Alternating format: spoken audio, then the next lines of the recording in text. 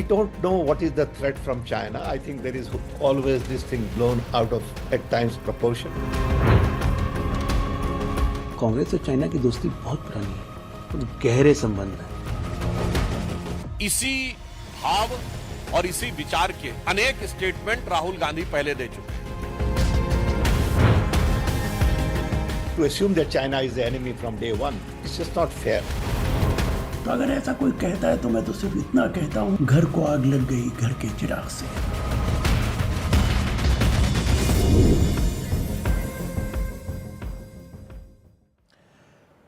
नमस्कार, वक्त मुकाबला का है। मैं हूं ताबिश हुसैन। आज हम राहुल गांधी के करीबी एक बयान का मुकाबला करेंगे। हालांकि उस बयान से कांग्रेस ने पल्ला झाड़ लिया है, लेकिन बयान के बाद उठा विवाद बड़ा है। कांग्रेस ओवरसीज के अध्यक्ष हैं सैम पित्रोदा। उन्होंने एनडीटीवी के सहयोगी IANS को दिए एक इंटरव्यू में कह दिया कि चीन हमारा दुश्मन नहीं है।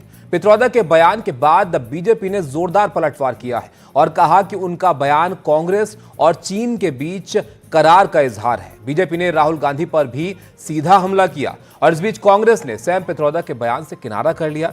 जयराम रमेश ने कहा कि उनका बयान कांग्रेस का बयान नहीं है। आज हम इसी से जुड़े तमाम सवालों और पहलुओं पर चर्चा करेंगे। हमारे साथ दो वरिष्ठ पत्रकार संजय सिंह और रशीद किदवई साहब होंगे और साथ ही बीजेपी के प्रवक्ता राजीव जेटली होंगे और राजनीतिक विश्लेषक तहसीन पूनावाला हमारे साथ जुड़ेंगे और साथ ही हमारे साथ रिटायर्ड मेजर जनरल के सिन्हा होंगे और चीन मामलों के जानकार डॉक्टर तिलक झा हमारे साथ होंगे। और इस चर्चा की शुरुआत हम करें उससे पहले ये रिपोर्ट आप देखिए। अपने बयानों से अक्सर कांग्रेस की मुश्किलें बढ़ाने वाले सैम पित्रोदा ने एक बार फिर कांग्रेस की मुश्किलें बढ़ा दी हैं। इस बार चीन को लेकर बयान दिया है। कहते हैं ना तो चीन से भारत को कोई खतरा है, ना ही चीन हमारा दुश्मन है। I don't know what is the threat from China. I think there is always this thing blown out of, at times, proportion, because US has the habit of defining an enemy. I think time has come for all of us to really network nations and not have confrontation. Our attitude is that of confrontation from day one. And that attitude creates enemy, and that creates certain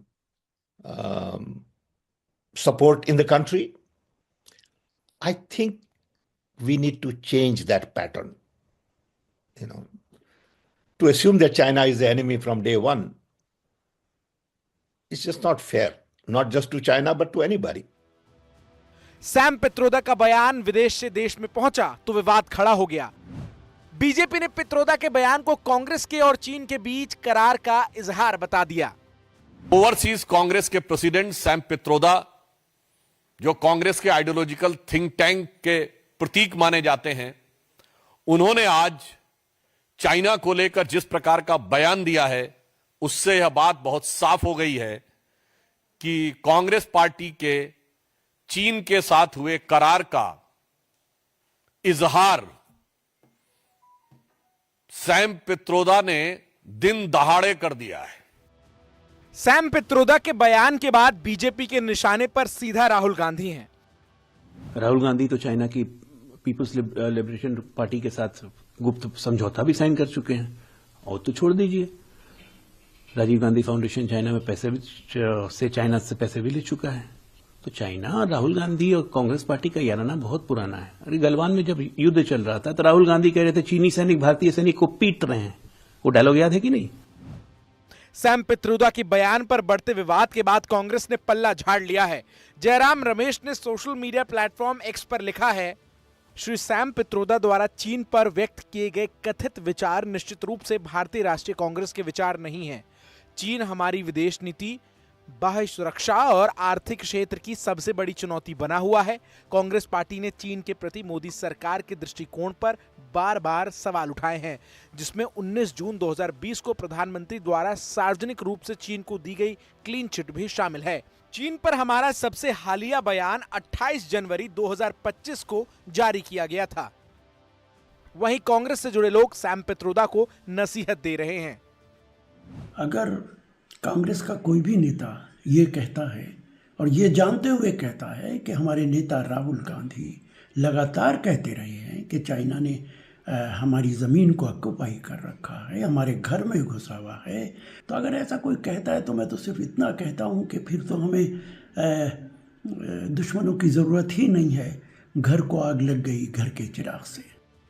चीन को लेकर BJP और कांग्रेस के बीच सियासी खींचातान कोई नई बात नहीं है। कांग्रेस हमेशा चीन के घुसपैठ का आरोप लगाती है, दूसरी ओर बीजेपी चीन के साथ साठगांठ का आरोप लगाकर कांग्रेस को घेरती है। लेकिन इस बार सैम पित्रोदा के बयान ने शायद कांग्रेस को भी कंफ्यूज कर दिया है। तो क्या कांग्रेस कंफ्यूज है सैम पित्रोदा के इस बयान के बाद? जो बात उन्होंने कही है उससे कांग्रेस ने किनारा जरूर कर लिया है, लेकिन ये एक बड़ा मुद्दा जरूर यहां पर बन गया है कि कांग्रेस क्या सोचती है उनके बयान के बारे में। अब कुछ बड़े सवाल जो इस मुद्दे से जुड़े हुए हैं वो आपके सामने रखते हैं। बड़ा सवाल यह है कि अगर चीन दुश्मन नहीं तो फिर सीमा विवाद और गलवान झड़प क्यों? दूसरा सवाल यह है कि क्या भारत का दृष्टिकोण टकराव वाला रहा है, जो सैम पित्रोदा अपने बयान में जिक्र कर रहे हैं? तीसरा सवाल यह है कि चीन पर कांग्रेस का कभी नरम कभी गरम रवैया क्यों है, उनके रुख में बदलाव क्यों देखने को मिलता है? चौथा सवाल यह है कि क्या चीन से खतरे को बढ़ा चढ़ाकर पेश किया जा रहा है? इन तमाम बातों पर चर्चा भी करेंगे। सैम पित्रोदा के इस बयान के मायने भी यहाँ पर समझेंगे। इस चर्चा में हमारे साथ जो मेहमान जुड़ रहे हैं उनसे एक बार फिर से आपका तारुफ कराते हैं। हमारे साथ सारे खास मेहमान यहाँ पर जुड़ गए हैं, लेकिन सबसे पहले मैं यहाँ पर जेटली साहब आपके पास आऊँगा। कांग्रेस ने तो तुरंत यहाँ पर किनारा कर लिया, आपने यहाँ पर प्रतिक्रियाएं भी देखी, खुद उनके नेता ही नसीहत दे रहे हैं। तो जो बात आप कह रहे हैं अब कहीं ना कहीं वो तो कांग्रेस भी मान रही है। ताबिश भाई, मुझे लगता है कि कांग्रेस की जो अपनी लीडरशिप की विचार हैं उससे ही कांग्रेस पार्टी अब अलग थलग होती हुई नजर आ रही है, क्योंकि कांग्रेस पार्टी का जो शीर्ष नेतृत्व है वो ये विचार नहीं रखता जो विचार अभी आपने दिखाए हैं कि अलग अलग नेता रख रहे हैं। उनके विचार वही हैं जो विचार सैम पित्रोदा ने रखे हैं, क्योंकि राहुल गांधी भी उसी लाइन पर चलते हैं और उसी लाइन पर इन्होंने अपनी पॉलिसीज बना रखी है। और सबसे बड़ी बात देखिए कि हमारी एक विदेश नीति है, अगर विदेश नीति को कोई पॉलिटिकल पार्टी अपनी ओवरसीज विंग से निर्धारित करेगी तो सोचिए देश के लिए कितना खतरा है। जहां पर हमारे ही विदेश मंत्री इस बात को कह रहे हैं कि हम क्वेड को मजबूत करेंगे, हम वैश्विक स्तर पर अपनी बात को रखेंगे, हम अंतर्राष्ट्रीय स्तर पर भारत को आगे लेकर के जाना चाहते हैं, वहीं पर एक राजनीतिक पार्टी अपने ही किसी नुमाइंदे से विदेश में बिठा करके प्रो चाइनीज स्टेटमेंट दिलवा रही, तो इसका मतलब आप हमारी अपनी विदेश जो हमारे मंत्री हैं या हमारी विदेश नीति है उसकी खिलाफत कर रहे हैं। दूसरी, मुझे लगता है इस पार्टी को कम से कम श्रीलंका और मालदीव से सीखना चाहिए, जिन लोगों ने कहा कि अगर हम किसी पर रिलाई कर सकते हैं तो भारतीयों पर कर सकते हैं, भारतीय कंपनी पर कर सकते हैं। वो चाइनीज कंपनी को एंट्री नहीं देना चाहते हैं। तो जब छोटे छोटे देश जो हमारे पड़ोसी देश है वो भारत पर रिलाई कर रहे हैं, भारत की पॉलिसी पर रिलाई कर रहे हैं, तो ये राजनीतिक पार्टी जो वक्त वक्त पे आपने देखा कि आपने जब हम गलवान में लड़ाई लड़ रहे थे उस वक्त भी ये चाइनीज खेमे में थे, उस वक्त भी वहां के राजदूत से मिल रहे थे, ये अनऑफिशियल मीटिंग्स कर रहे थे। तो मुझे ये लगता है कि पहले से जो पैरेलल पॉलिसी इन्होंने अपना रखी है वो कहीं ना कहीं चीन को खुश करने की। अच्छा, एक बात और यहाँ पर बताइए जेटली साहब आप, इससे पहले मैं बाकी मेहमानों के पास यहाँ पर जाऊं। राहुल गांधी तो यहाँ पर चाइना से ट्रेड को लेकर भी सवाल पूछते रहे हैं, चाइना के साथ सवाल वो जिस तरह का हमारा उनके साथ रुख रहा है उसको लेकर भी उठाते रहे हैं। तो आपके हिसाब से चाइना को दुश्मन मानना चाहिए, दोस्त मानना चाहिए? देखिए, भारत ने तो कभी भी किसी देश को दुश्मन नहीं माना, तो कभी किसी से दुश्मनी नहीं करना चाहते, चाहे वो पाकिस्तान हो, चाहे वो चाइना हो, चाहे हमारा कोई भी नेबरिंग स्टेट हो, कोई भी देश हो। हमने तो हमेशा, आपने देखा देश के प्रधानमंत्री ने सबसे पहले जब शपथ ली थी उसके बाद सबसे पहले पड़ोसी देशों के साथ संबंध बेहतर करने की कोशिश की, और हमने तो रिलाई किया उनके ऊपर, ट्रस्ट किया उनके ऊपर। हम ट्रेड करना चाहते थे, हमें नहीं पता था कि गलवान में इस तरीके की हरकत की जाएगी और उस हरकत में हमारी राजनीतिक पार्टी उनके साथ खड़ी हुई नजर आएगी। हमने तो अपना स्टैंड बिल्कुल क्लियर किया।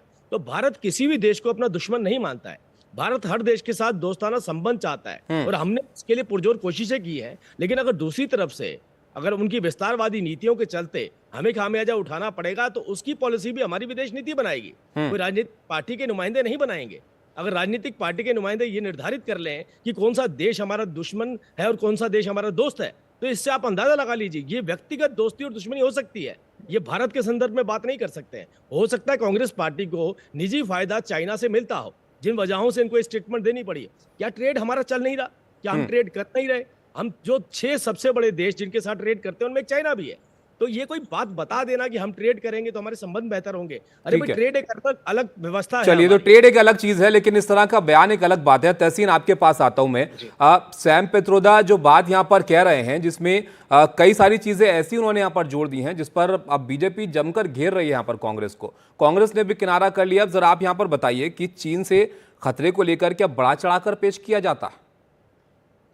ताबिश भाई, आपके शो में मुझे शिरकत करने का मौका मिले इसलिए मैं तहे दिल से आपका शुक्रगुजार हूँ। 2 या 3 चीज मैं सैम पित्रोदा की बात को क्लैरिफाई करूं या उसकी बात पे अपनी टिप्पणी रखूं, उसके पहले मैं 2 या 3 चीज कहना चाहता हूँ। जेटली साहब मेरे बहुत अजीज दोस्त है, बीजेपी के बहुत अच्छे प्रवक्ताओं में से एक है, लेकिन मैं उम्मीद करता था कि वो थोड़ा सा वो तथ्यों पर बात करे। डोकलाम के समय मीटिंग हुई थी चाइनीज एम्बेसडर्स के, ना कि गलवान के समय। और डोकलाम में विपक्ष के जो आरोप थे बिल्कुल सही। हुसैन भाई, मेरे से गलती हुई गलवान कोई बात बोलने नहीं, में। कोई बात लेकिन नहीं, एक अच्छी बात आपने रख दी, एक अच्छी बात आपने रख दी कि कांग्रेस समर्थित होने के बावजूद आपने बताया कि राहुल गांधी जी ने हरकत करी थी। I appreciate you on that front. Thank you very much. Thank you Jaitley साहब, थैंक यू जेटली साहब। लेकिन अगर आप मेरे बाकी का स्टेटमेंट सुनते, राहुल गांधी जी डोकलाम पर बिल्कुल सही साबित हुए।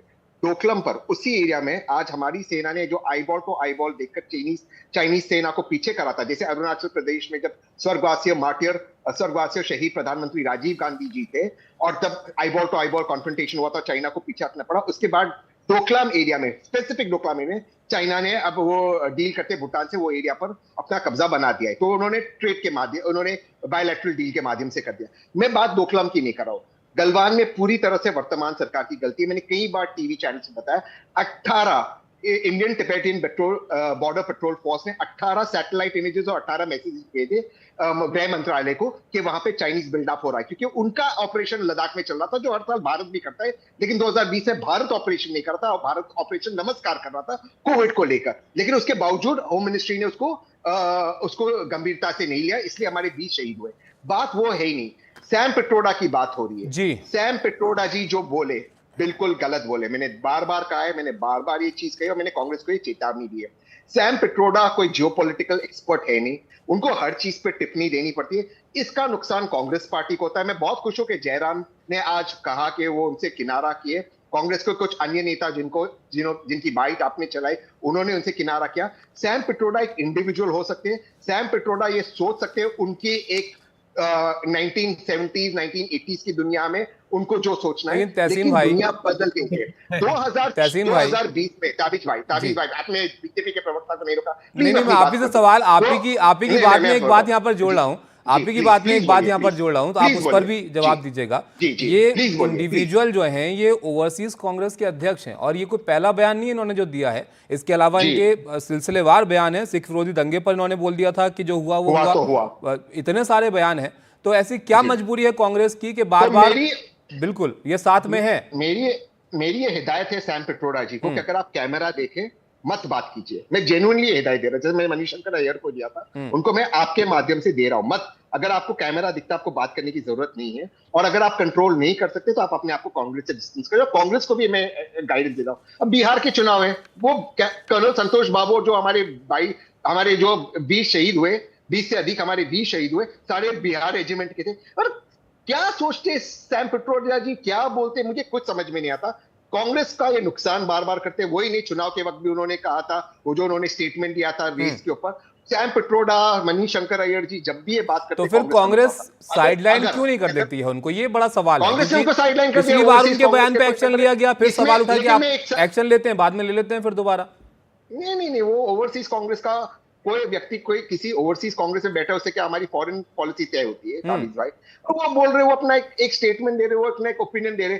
अमेरिका की, अगर हम डेमोक्रेसी की बात करें, जैसे भारत के एक लोकतांत्रिक मुल्क, अमेरिका एक लोकतांत्रिक मुल्क है, अलग अलग लोगों के अलग अलग व्यू पॉइंट्स होते हैं। सवाल यहाँ पर तहसीन भाई ये है ना कि अगर कोई आपकी पार्टी लाइन के साथ नहीं चल रहा है, आपको उनके बयानों से किनारा करना पड़ रहा है, तो फिर आप उनसे किनारा क्यों नहीं कर लेते हैं? मैं इसका जवाब आपको दे देता हूँ। मैं दोबारा से समझाता हूँ। किसी भी मैच्योर डेमोक्रेसी में, लोकतंत्र में, जमहूरियत, इंडिविजुअल ओपिनियंस अलग हो सकते हैं। मान लो आप और मैं एक ही पॉलिटिकल पार्टी, या जेटली साहब और मैं एक ही पॉलिटिकल पार्टी के, हाइपोथेटिकली मान लो, इंडिविजुअल ओपिनियंस अलग हो सकते हैं, लेकिन कलेक्टिव ओपिनियन सरकार के विरुद्ध नहीं होना चाहिए। अब मैं जेटली साहब से आपके माध्यम से बड़ी विनम्रता से पूछता हूं, बांग्लादेश में डोनाल्ड ट्रंप ने कहा I leave it to Modi ji. क्या है हमारा प्लान बी? एक एनजीओ चला रहे बांग्लादेश। क्या प्रधानमंत्री जी ने पार्लियामेंट को, लीडर ऑफ ऑपोजिशन को बुला के बांग्लादेश की स्थिति पर उन्होंने अपडेट करवाया? क्या है सीरिया में हमारा प्लान बी, जहां पे हमारे भारत के इन्वेस्टमेंट है? क्या है हमारा प्लान बी उस रीजन को लेकर जहां पे भारतीय वीर शहीद हुए, पीस कीपिंग फोर्स के अंदर शहीद हुए, उस पर कोई बातचीत हुई? क्या प्रधानमंत्री जी ने हमें संबोधित किया? चलिए, ये भी वैलिड सवाल है आपके। अब राजीव जी आप इसका जवाब दीजिएगा। जी बिल्कुल, और फिर इन्हें 10 सेकंड और लूंगा। ठीक है तहसीन भाई, बाकी मेहमानों से भी मैं पूछ लेता हूं, आपके पास वापस फिर से आऊंगा मैं, आप विस्तार से इस बात को रखिएगा। लेकिन यहाँ पर संजय जी, ये इंडिविजुअल राय क्या बहुत ज्यादा भारी पड़ रही है कांग्रेस? इंडिविजुअल राय कह करके कांग्रेस किनारा कर रही है ना। इंडिविजुअल कैसे? देखिए पॉलिटिक्स सबसे में क्या चीज़ होती है, सबसे इंपॉर्टेंट वो है परसेप्शन। सैम पित्रोदा जी आज से नहीं, राजीव गांधी जी के ज़माने से, और उसके बाद राहुल जी को, जहाँ भी राहुल जी मतलब जितनी बार भी विदेश जाते हैं सैम पित्रोदा जी दाहिने बाएं होते हैं। और हर समय परसेप्शन क्या है कि सैम पित्रोदा राहुल गांधी को गाइड करते हैं, उनके फ्रेंड फिलोसोफर गाइड हैं। राहुल गांधी अपनी तरफ से भी सैम पित्रोदा जी के शान में फकरे कई बार पढ़ चुके हैं। तो जब वो इतने करीब हैं, उनको अभी कुछ समय पहले जो लोकसभा चुनाव की बात कर रहे थे उस समय उन्हें बाहर कर दिया गया था, फिर उन्हें ले लिया गया। जब किया गया बाहर तब भी सवाल उठे थे कि आप बाद में ले लेंगे इनको। तो वो संगठन के एक बहुत महत्वपूर्ण अंग है। और ओवरसीज कांग्रेस, जो आदमी देश दुनिया समझता है, उसके पहले मतलब उनकी जो लिस्ट बताई जाती थी कि ऐसे इनोवेटर हैं, ये हैं, वो हैं, भारत में उन्होंने टेलीकॉम की क्रांति लाई थी। और उसके बाद राहुल गांधी जी उत्तर प्रदेश के चुनाव में, तो मतलब जिस चुनाव में राहुल गांधी का डंका बज रहा था मीडिया के माध्यम से 2012 में, उस समय साथ में लेकर के चल रहे थे, सभी जगह साथ में लेकर के चल रहे थे। तो अभी भी जब वापस लेकर के आए और सैम पित्रोदा इस चीज़ को बोल रहे हैं, तो जयराम रमेश के एक लाइन के या 4 लाइन के उस ट्वीट से ये धुल नहीं जाता। कल को जयराम रमेश उस प्लेटफॉर्म पे, कांग्रेस के प्लेटफॉर्म पे AICC के दफ्तर में उन्होंने कहा था कि हम हरियाणा का रिजल्ट एक्सेप्ट नहीं करते। साथ में 2 प्रवक्ता और बैठे हुए थे, तो क्या हुआ? मतलब उन्होंने एक्सेप्ट किया कि नहीं? मुझे आज तक उसकी क्लैरिफिकेशन कांग्रेस ने, ये तो फिर कांग्रेस की तो ये जो चीज है ना, पब्लिक परसेप्शन में क्या चीज जा रही है, वो ज्ञाता है कि नहीं है, दक्षिण भारतीय अफ्रीकन से मिलते हैं कि नहीं मिलते हैं, मतलब लोगों के सामने है। Politics is about perception. And Sam Pitroda का परसेप्शन ये है, जैसे जयराम रमेश का आज परसेप्शन ये है कि राहुल गांधी के बहुत करीब हैं। एक समय में जयराम रमेश खुद को काफ़ी अलग महसूस कर रहे थे, जिन्होंने एक बयान दिया था रशीद किदवई साहब, वो उस पर मतलब अगर मैं गलत बोल रहा हूँ तो क्लैरिफाई करेंगे कि कांग्रेस अभी भी सुल्तान वाली मानसिकता में, PTI को इंटरव्यू में कहा था we are behaving like sultan still, लेकिन आज वो स्वयं सुल्तान है। बड़ी मतलब अलग किस्म का एक तरह से संजय जी है कि उनका बयान के अब कांग्रेस किनारा भी कर रही है, अब उसके सवाल, उसकी वजह से उनको सवालों का सामना भी करना पड़ा बीजेपी से। चुनाव में तो उनका जाति बता रहे थे राहुल गांधी। क्या चाइना को लेकर कांग्रेस कंफ्यूज हो गई है कि राहुल गांधी एक तरफ बात करते हैं? एक चीज और है, ये इसलिए भी इंपॉर्टेंट हो जाता है कि राहुल गांधी कल जो ड्रोन दिखाए वो चाइना की ड्रोन, चाइना की बात वहाँ ऐसे हो रहा है, विदेश जाते हैं तब चाइना की बात, पार्लियामेंट में जो उन्होंने बजट पे भाषण दिया या प्रेसिडेंट के अभिभाषण पे, उसमें 34 बार 3 दर्जन बार चाइना चाइना बोल गए। तो इसलिए चाइना वाली चीज़ जो है कांग्रेस के साथ थोड़ा बोलने से चिपक जाती है। बिल्कुल, ये भी वैलिड पॉइंट है। तहसीन भाई, इसका भी जवाब आप दीजिएगा कि सिर्फ सैम पित्रोदा नहीं है, राहुल गांधी भी वक्त वक्त पे तारीफें करते रहते हैं चाइना की। बहरहाल, लेकिन यहाँ पर मैं राशिद भाई आपके पास आऊँगा। यहाँ पर जिस तरह के अब चाइना को लेकर कांग्रेस की रणनीति रही है, वो सरकार को घेरना चाहती है, बीजेपी को घेरना चाहती है, लेकिन इस तरह का एक बयान आता है और उसमें खुद ही वो घिर जाते हैं। अब जिस तरह से यहाँ पर सवाल उठाए यहाँ बीजेपी की तरफ से इस बयान के बाद, उसमें तो सुधांशु त्रिवेदी यहाँ तक कह दे रहे हैं कि ये समझौते की पोल खोल दी है कांग्रेस के चाइना के साथ। तो आपको लगता है कि कांग्रेस के लिए बड़ा मुश्किल है ये इन सवालों से किनारा करना?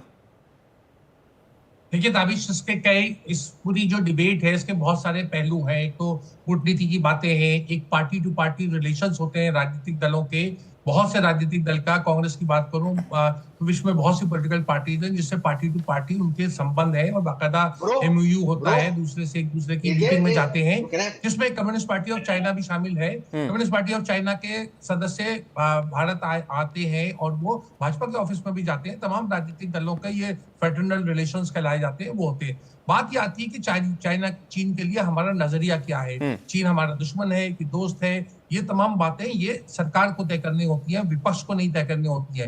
तो विपक्ष को इसके कटघरे में खड़ा किया जाता है, मुझे लगता है तिल का ताड़ बनाया जाता है, सैम पित्रोदा एक महत्वपूर्ण शख्स है, इसमें कोई दो राय नहीं है। लेकिन कांग्रेस का एक पूरा फॉरेन अफेयर्स डिपार्टमेंट है, जिसके पूर्व विदेश मंत्री जो आनंद शर्मा है वो उसके अध्यक्ष हैं। आनंद शर्मा अधिकृत बयान देते हैं कांग्रेस में विदेश मामले के बारे में, उसमें मनीष तिवारी, दीपेंद्र हुडा, वो प्रताप बाजवा और दूसरे भी लीडर्स हैं। तो ये कांग्रेस की अपनी कमजोरी है। दरअसल सैम पित्रोदा को लेकर के, क्योंकि वो राहुल गांधी के अंकल टाइप समझे जाते हैं, एक समस्या ये है कि उनको कौन टोके, कौन उनके गले में घंटी बांधे, कौन उनसे कहे कि बयान ना दे। सैम पित्रोदा की बातें देखिए तो बिल्कुल अंकल सैम को टोकना मुश्किल है कांग्रेस के लिए।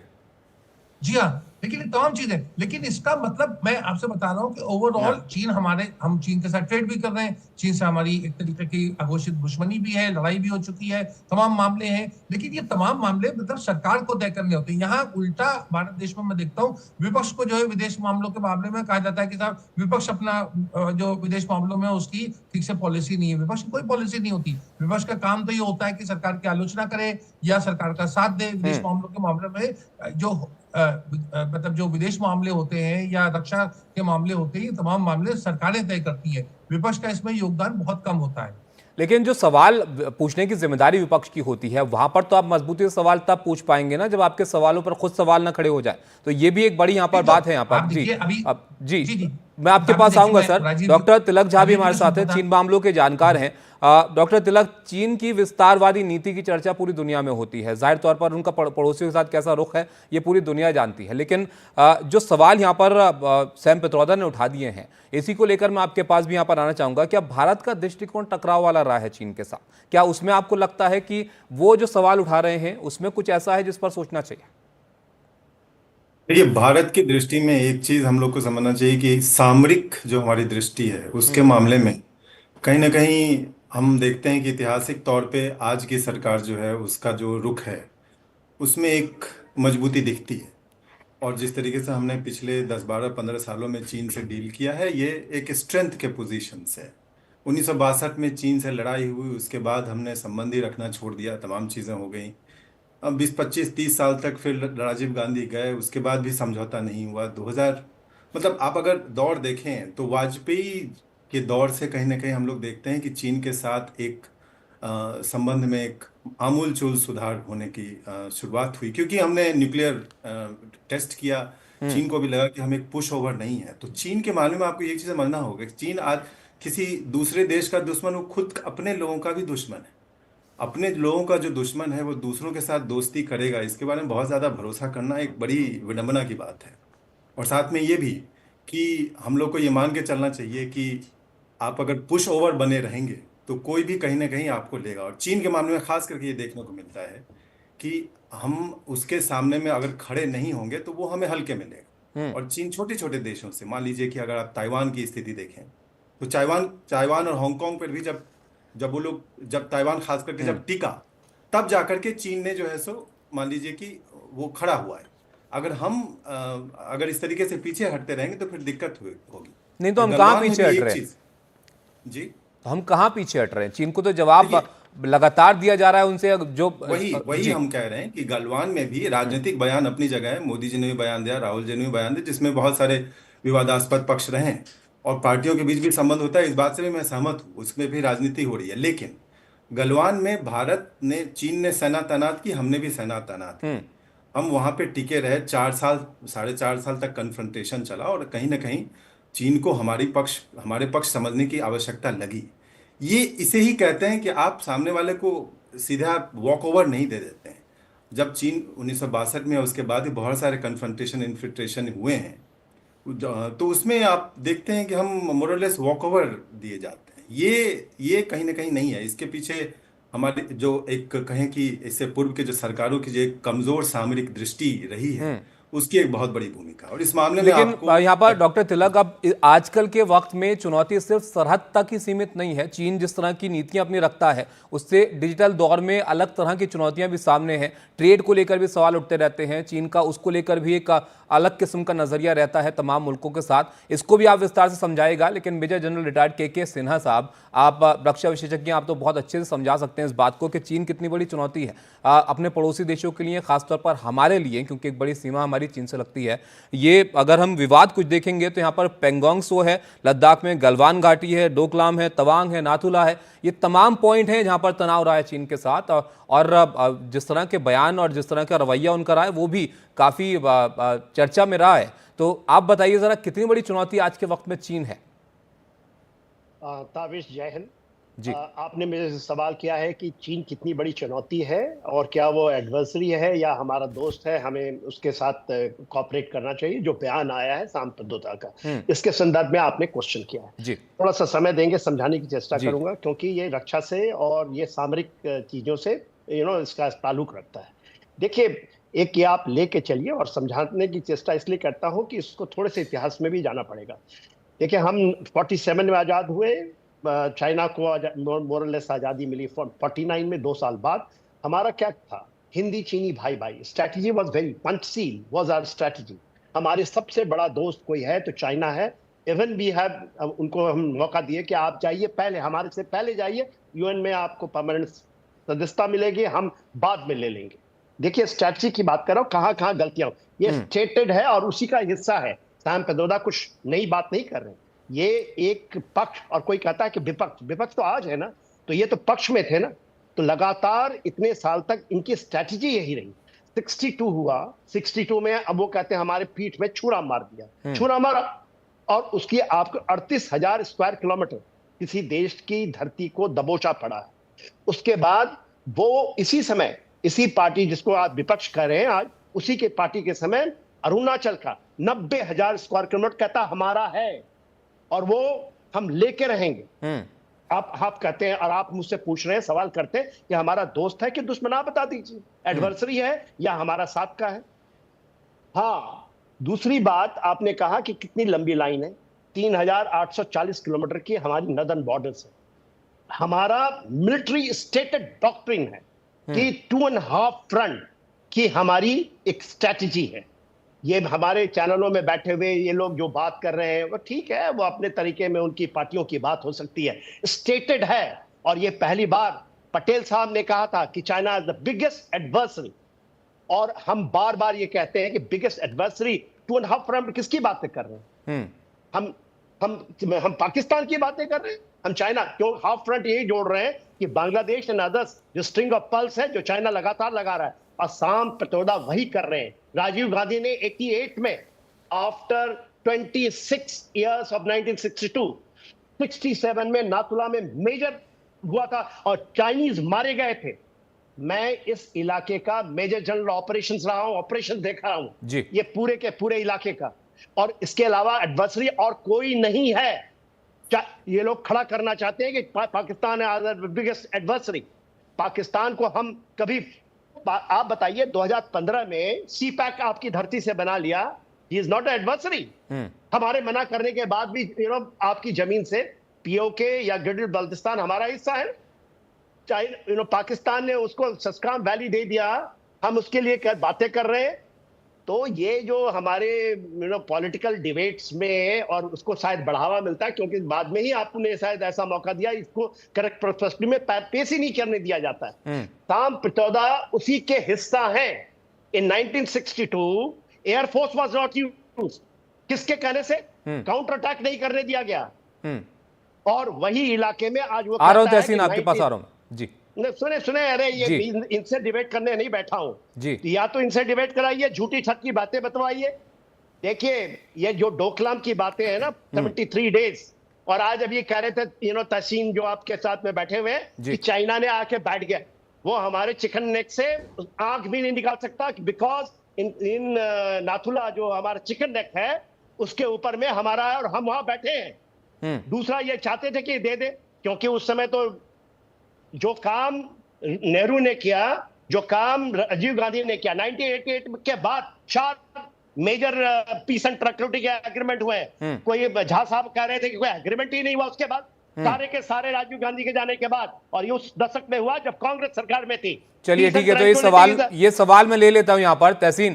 बताइए, सवाल यहाँ पर कांग्रेस उठाती है और देखिए मैं डिबेट इनसे करने नहीं आया हूं, मैं आपको नहीं के सिन्हा साहब, आपने जो वैलिड पॉइंट यहाँ पर रखे हैं जी अभी साहब समय दे, आपने तो इनकी बातें बड़े बड़े अपने से क्वेश्चन भी करते रहे। बिल्कुल सर, आपने जो वैलिड सवाल यहाँ पर रखे हैं, मैं उस पर जवाब तो ले लूं इनसे। आप जो पॉइंट उठा रहे हैं यहाँ पर, उस पर जवाब तो यहाँ पर ले लें। आप बहुत महत्वपूर्ण बात यहाँ पर कह रहे हैं जी। घर को आग लगा रहे, घर के चिराग जी से। बिल्कुल तहसीन, यहाँ पर कांग्रेस सवाल उठाती है, कांग्रेस सवाल उठाती है विदेश नीति को लेकर, लेकिन वहां पर इतिहास गिनाया जाता है कि पिछले कांग्रेस के वक्त में क्या क्या फैसले चाइना को लेकर लिए गए। और दूसरी तरफ यहाँ पर राहुल गांधी तारीफ करते हैं चीन की ड्रोन की और बैटरीज की। तो ये किस तरह का एक नजरिया है कांग्रेस का?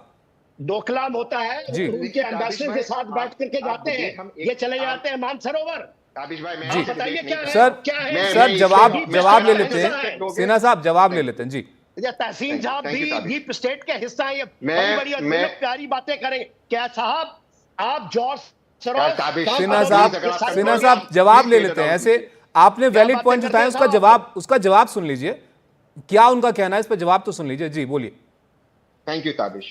पहली बार तो मैं जनरल साहब आपका शुक्रगुजार हूँ, आपने देश की सेवा की। आपके जैसे लोगों को चाइना के साथ भी किया है, पाकिस्तान के साथ भी किया है ऑपरेशन। यार ताबिश, सर जवाब सुन लेते हैं जी। तहसीन अपनी बात आप प्लीज जल्दी से रखिए जी। थैंक यू जी, थैंक यू सो मच। 3 या 4 चीज हम मुद्दा एक कर रहे हैं, उसमें हम पास में जा रहे हैं। मैं हर चीज को रिबट कर सकता हूँ, जब मैं रिबट करना करूंगा तो फिर बीच में बोला जाएगा। Indian overseas Congress chairman, he decides the strategy। Sir Sam Pitroda के बयान पर ही हम चर्चा यहाँ पर कर रहे हैं, लेकिन जो आपने पॉइंट यहाँ पर रेस किए उस पर जवाब मैं ले रहा हूँ। ये अब कुछ कहेंगे तो मैं आपसे भी जवाब लूंगा, एक बार सुन लेते हैं वो क्या कह रहे हैं जी। गलत पॉइंट रेस किए उन पर। सबसे पहले 1962 में ऑफ कोर्स इंडिया को सेटबैक हुआ था वॉर में। 1967-68 में नथुला और चोला में वही नेहरू की बेटी ने चाइना को घिरा दिया था। वही शहीद राजीव गांधी जी ने हमारे जनरल साहब को आप लोग I cannot Tabish do this। क्या बात I am not willing to do this। मैं अपना मीटिंग कर बैठा हूं। Tabish you have to Sinha साहब करना चाहते थे साहब। सिन्हा साहब सुन लेते हैं एक बार। 67 में नेहरू मैं आप वो क्या जवाब दे रहे हैं उस पर आप भी जवाब दीजिएगा। आपका उस पर क्या कहना है? ऐसे समझ नहीं पाएंगे, ऐसे समझ नहीं पाएंगे कि आपकी क्या बात आप रखना चाह रहे हैं, वो अपनी बात क्या रखना चाह रहे हैं। नेहरू की बेटी ने किया, वो हमारे जिस जनरल ने किया था। This is abnormal behavior। Court martial इन्होंने सुंदर जी को इन सर चलिए ठीक है, करते हैं ये लोग। ठीक है सिन्हा साहब। Sir you are attacking somebody। Sir मैं like to make the point। It's been 10 minutes, you're not allowing me to speak। No Tehseen, मैं आपको पूरा वक्त दे रहा हूं, मैं उनको भी समझा रहा हूं, ठीक है, उनको भी समझा रहा हूं। वो अपने हिसाब से वो जो उनको लग रहा है वो बोलना चाह रहे हैं यहाँ पर, लेकिन सर सुन लेते हैं। ऐसे देखिए, सबका नजरिया यहाँ पर सामने आना चाहिए। आपने सवाल उठाए हैं, मैं उसका जवाब उनसे ले रहा हूँ। ये कुछ सवाल उठाएंगे तो जाहिर तौर पर आप भी उस पर बोलिएगा, लेकिन एक साथ अगर आप दोनों लोग बोलेंगे तो कुछ समझ में नहीं आएगा। मैं ये आपसे कहना चाह रहा हूँ जी। ओके तहसीन प्लीज आप अपनी बात पूरी कीजिए। अगर नेहरू जी राइटफुली गलत है 62 के लिए, तो इंदिरा जी को क्रेडिट मिलना चाहिए 67-68 के लिए, राजीव गांधी जी को और जनरल सुंदर जी को ऑपरेशन चेकर्ड बोर्ड के लिए, अरुणाचल प्रदेश के लिए क्रेडिट मिलना चाहिए। सबसे ज्यादा कैजुअलिटीज चाइना की ऑपरेशन चेकर्ड बोर्ड के। यार how do I speak Tabish? Is this decent behaviour? ये आपको चलिए ठीक है सर, ठीक है ओके, मैं ठीक है सिन्हा साहब, ठीक है ओके तहसीन, ठीक है। हम इस पे थोड़ा सा आगे बढ़ते हैं यहाँ पर। राजीव जी आपके पास में आता हूँ, तहसीन मैं आपके पास थोड़ा रुक के आऊंगा, ठीक है, मैं आपके पास आता हूँ, ठीक है। 2 या 3 पॉइंट्स। तो 67 और 68 के लिए इंदिरा जी को क्रेडिट मिलना चाहिए, और 87-88 के लिए राजीव जी को क्रेडिट मिलना चाहिए। और अगर हम वहां पर उनको दोष देते तो 2020 के लिए जब 18 सैटेलाइट इमेजेस आए थे, गलवान में बिल्डअप हो रहा था, उसके लिए मोदी जी से सवाल पूछना चाहिए। बात पास्ट की ने प्रेजेंट की हम करें, प्लीज हम प्रेजेंट की करें। एक चीज और आपके दर्शकों को क्लैरिफाई कर दो, बार बार एक व्हाट्सएप यूनिवर्सिटी द्वारा झूठ बोला था कि नेहरू जी ने चाइना के लिए वोट किया United nation security council seat के लिए। चाइना तो 71 में आई, नेहरू जी तब तक उनका देहांत हो गया था। उन्होंने ताइवान के लिए पीपल्स पीआरसी के लिए किया था। कौन सी बात हम कर रहे हैं? Can you come to the facts of the matter? जो सैम पिट्रोडा ने बोला, हम उस पर आते हैं। सैम पिट्रोडा जो बातें करते इज अनएक्सेप्टेबल। मैं कांग्रेस को बार बार ये हिदायत दे रहा हूं, पहले भी दिया और अब भी, कांग्रेस को क्लियर कम्युनिकेशन करना चाहिए कि सैम पिट्रोडा की बातों को गंभीरता से ना ली जाए। कि Sam Pitroda is an individual, वो इतने इंडिविजुअल कमेंट्स रख सकते हैं, वो कांग्रेस से ना जोड़ा जाए। उनका रोल सिर्फ यहां तक सीमित है कि जब राहुल जी जाए बाहर वहां तक। मैं संजय जी की बात से बिल्कुल इत्तेफाक रखता हूं कि politics is all about perception. I totally agree. इसीलिए मैंने खुद ट्वीट किया कि सैम पिट्रोडा जब भी कैमरा देखे वो बात करना बंद करे। ये जरूरी नहीं कैमरा देखकर उनको बात करना चाहिए, हर टॉपिक पे उनको बात करना जरूरी नहीं। यही तो तहसीन, यही सवाल है। आप बहुत अच्छी बात यहाँ पर बोल रहे हैं।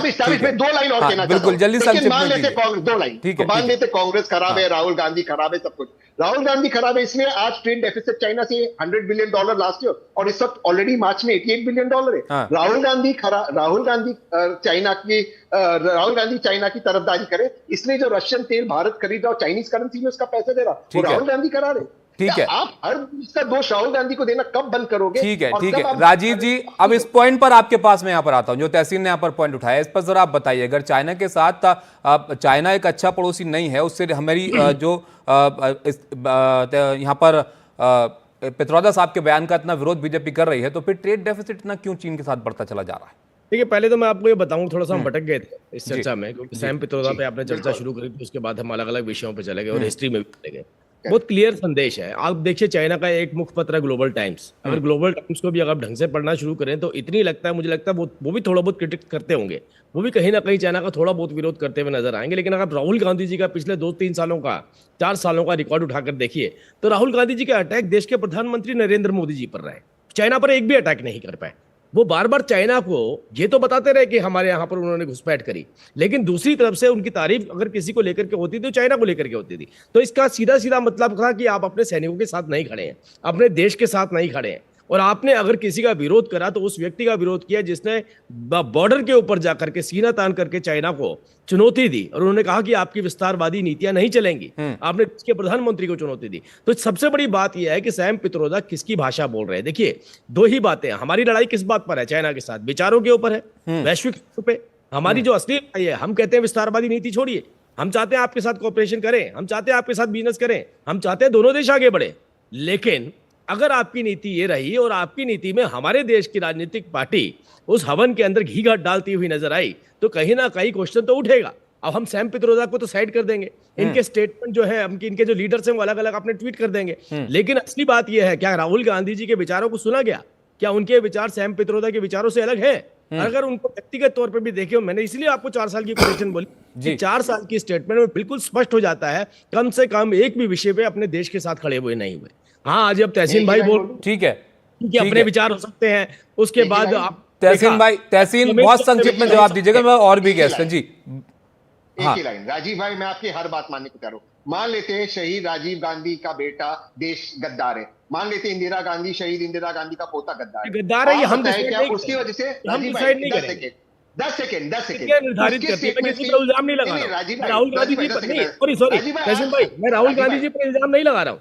ये उनके अपने विचार, मैं कह रहा हूं उनके विचार अगर विचारों की बात करता हूं, उनके विचार जी मैं उनके विचारों की बात करता हूं। उनके विचार के कारण आप रशियन तेल का भुगतान चाइनीज करेंसी में कर रहे हैं। उनके विचार के कारण आपका ट्रेड डेफिसिट इस मार्च तक $88 बिलियन हो गया है। उनके विचार के कारण आप फिंगर 8 तक पेट्रोलिंग नहीं कर सकते। ये विपक्ष पे दोष डाला। फॉरेन पॉलिसी चलाना आपका कर्तव्य है। क्यों दे रहे आप रशियन तेल को? आप जब खरीद रहे थे रशियन तेल, आपने काम रुपये में भुगतान करेंगे, जिसे हम ईरान के साथ कर रहे थे। ये स्टेटेड पॉलिसी थी। आपने चाइनीज करेंसी में क्यों उसका भुगतान किया? यही मैं चाह रहा था कि आप धीरे-धीरे इस लाइन पर आए। यही मैं चाह रहा था कि आप धीरे-धीरे इस लाइन पर आए, जिस लाइन पर सैम पित्रोदा चल रहे हैं। अब आप अपनी डिबेट को दोबारा खोल करके देखिएगा। जहां से आपने शुरुआत करी थी खिलाफत की, वहां पर आकर के अंत में हम सैम पित्रोदा के साथ ही खड़े हुए नजर आ रहे हैं। अब आपने धीरे धीरे अपनी लाइन वही पकड़ ली जो लाइन सैम पित्रोदा बोल रहे हैं। यही तो हम चाह रहे थे कि आप कम से कम क्लैरिफाई करें। तो आखिर में देखिए, घूम फिर के आपके ट्वीट खुद ही झूठे हो गए। जहां से शुरुआत करी थी वहां से भटकते हुए चलिए ठीक है, तो आप दोनों ने एक दूसरे की बात का जवाब यहाँ पर दे दिया। मुद्दा यहाँ पर वही आ जाता है। बिल्कुल आप यहाँ पर संजय जी कि क्या राहुल गांधी की बातें भी कुछ मिलती जुलती हैं, जिस तरह की बात वो करते हैं? क्या चीन की तारीफ उनके रुक रुक के कर देना, जो निशाना साधते हैं, सरकार पर घेरने की कोशिश करते हैं, उसको थोड़ा दरकिनार कर देता है? देखिए, मूल में क्या है, राहुल गांधी जी जो बोलते हैं, चाइना के जिस तरह तारीफ करते हैं, वो कोई भी आदमी किसी से आप लड़ना चाहते हैं अगर, तो आपका क्या है, साइकोलॉजिकली आप अपने आप को मजबूत करते हैं। वो चाइना को रखते हैं यहाँ कि ये इतना स्ट्रांग है, ऐसा निश्चय है, ऐसे काम करते हैं, ये करते हैं, और हिंदुस्तान को रखते हैं बिल्कुल नीचे, एक अर्श पे एक फर्श पे। तो साइकोलॉजिकली आप हर समय रिट्रीट या बीटन मूड में हैं।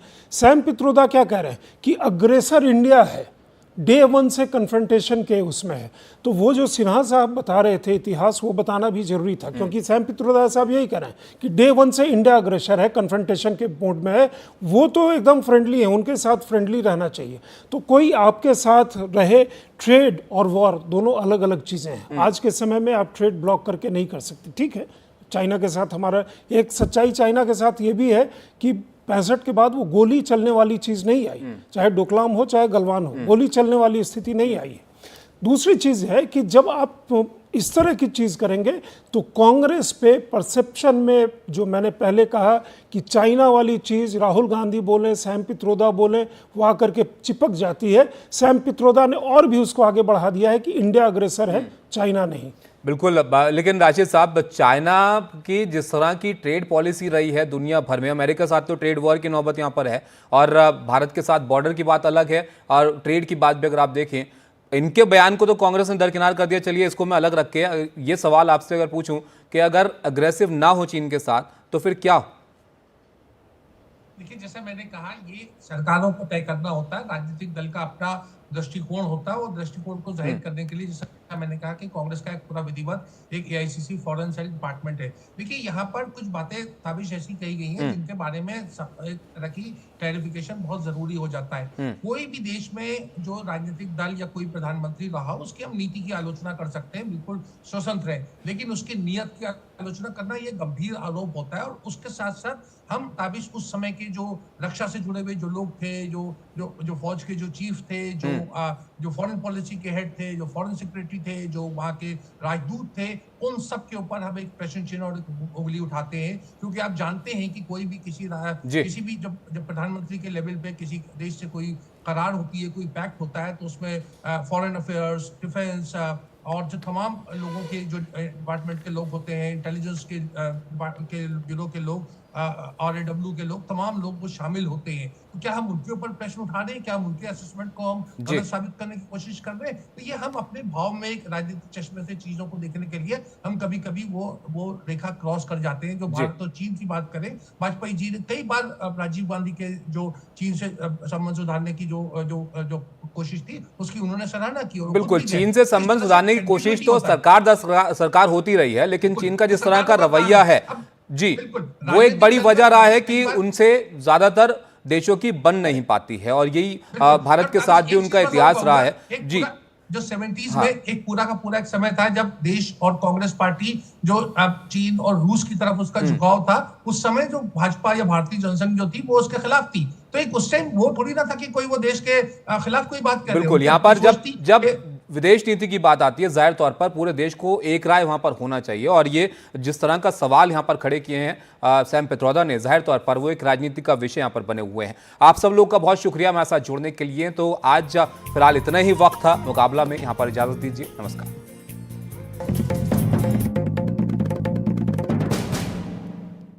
मुकाबला देख रहे हैं आप। सैम पित्रोदा ने चीन को लेकर भारत के रुख पर प्रतिक्रिया देते हुए जो बात कही, वो एक बड़ी राजनीतिक तूल की वजह यहां पर बन गई है। बीजेपी इसको लेकर कांग्रेस पर निशाना साध रही है, राहुल गांधी को घेर रही है।